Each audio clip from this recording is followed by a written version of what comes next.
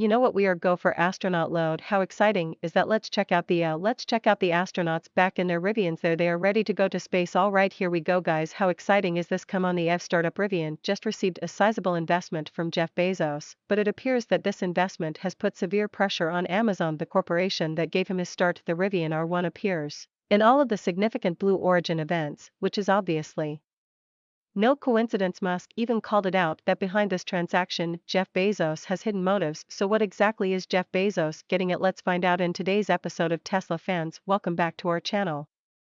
If you're new, we'd appreciate it very much if you would subscribe to the channel and ring that bell so you won't miss out on the next exciting episode, where we give you the latest and most up-to-date news on Elon Musk, Tesla, and the world of green and sustainable energy. Now let's get started on today's content. Rivian lent to the Blue Origin team a number of pre-production R1S pickups to assist with launch day shipping. Spokeswoman Tanya Miller said Rivian, the electric truck maker that's rocketed overnight from relative obscurity to becoming a $100 billion Wall Street darling, owes much of its breakout success to one very powerful fanboy, Jeff Bezos. When the Amazon founder became the first American entrepreneur to hurl himself to the edge of space on his own private company's rocket, Rivian trucks shuttled Bezos and his fellow astronauts to and from the West Texas launch site. The Rivian shuttles during the widely publicized event were of course strategic product placement by Bezos for his hand-picked contender to take on Tesla. At the time, Rivian was still a private company with no actual products on the market, but Amazon had made a big bet on Rivian in 2019, taking a 20% stake in the company. The famously or notoriously, whichever way you look at it, calculating Bezos was bringing two of his pet projects onto the global stage at the same time. 2 years ago, Amazon led an investment of $700 million in Rivian and previously reported ordered 100,000 vehicles to meet last-mile delivery and shipping needs for its prime delivery service, with some test vehicles already on the road and the rest expected to ship in 2030. Since then, Rivian has emerged as the heavyweight, helped as much by investments from Amazon. Rivian can also thank Musk for fomenting the EV hype that investors have been getting drunk on for the past few years. Many analysts say Tesla, with a market cap of around $1 trillion, is widely overvalued, but it keeps on climbing. FOMO, or fear of missing out, is a powerful force on Wall Street, and those who missed out on Tesla a decade ago may be trying to make up for it by buying Rivian, a 12-year old startup that hasn't yet delivered any products to customers and somehow is worth more than Ford and GM.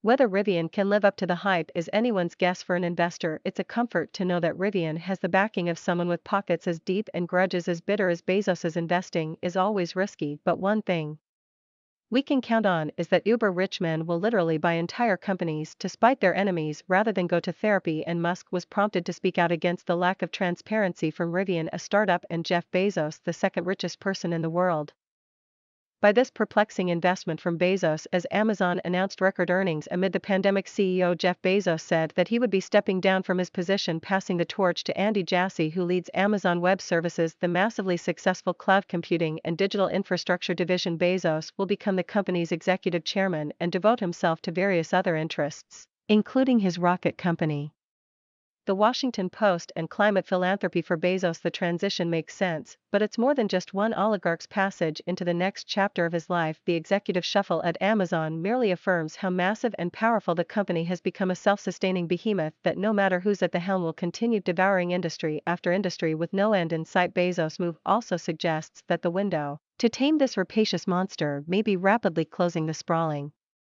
company can continue dominating online retail, copying popular products, underpaying its workers, obstructing unionization campaigns, and helping fossil fuel companies extract more climate-altering hydrocarbons, all while making enormous profits and building toward a $2 trillion market cap. The inherent contradiction of Amazon is that it's both a colossally harmful enterprise to labor and the environment especially, but also an essential part of consumer ecosystems ranging from retail to logistics to streaming video. The ethically minded consumer's challenge increasingly is to find a way to live without it, the definition of a monopoly, if there ever was one. On the same day that Bezos announced his move, news broke that Amazon will pay $61.7 million to drivers for withholding their tips, essentially for stealing their wages. Amazon is also engaging in a campaign to discourage unionization at a fulfillment center in Alabama, a labor struggle that could have wide repercussions for the company and its immiserated army of warehouse workers and drivers. For any normal firm, this might be cause for a public relations blitz or indeed an executive turnover.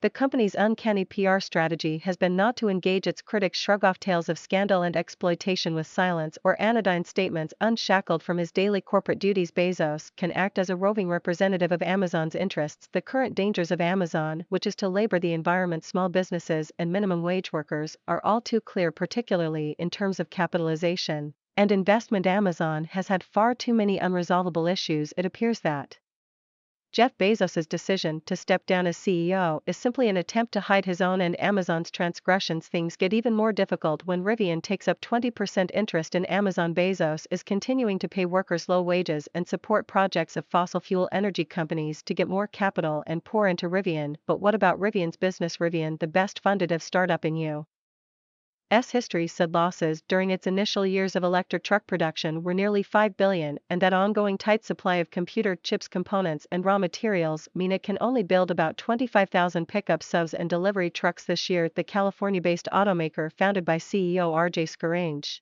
reported a net loss of $2.5 billion in the fourth quarter of 2021, and $4.7 billion for the full year. Annual revenue was $55 million, coming from deliveries of just 920 of its high-end vehicles. The company has orders for about 83,000 R1T pickups and R1S subs, though it'll take until next year to get those to customers. The devastating defeats suffered by Rivian made Bezos' predicament much worse, and the only savior is Amazon. Amazon's cash flow and the billionaire's investment both appear to be pouring out. Whether the board of directors at Amazon will sanction that cash is unknown, but Bezos is becoming too mired in this unproductive swamp. How do you feel about Bezos's babying of Rivian? Do you believe that it's part of corporate corruption? Let us know your thoughts in the comment section down below. Otherwise, that's it for today's episode. If you have any interesting topics you would like us to dive deeper in, please let us know. And if you enjoyed today's episode as much as I did, please don't forget to leave a like, share the video, subscribe to the channel, and ring that bell so you won't miss out on the next exciting episode of Tesla Fans. Once again,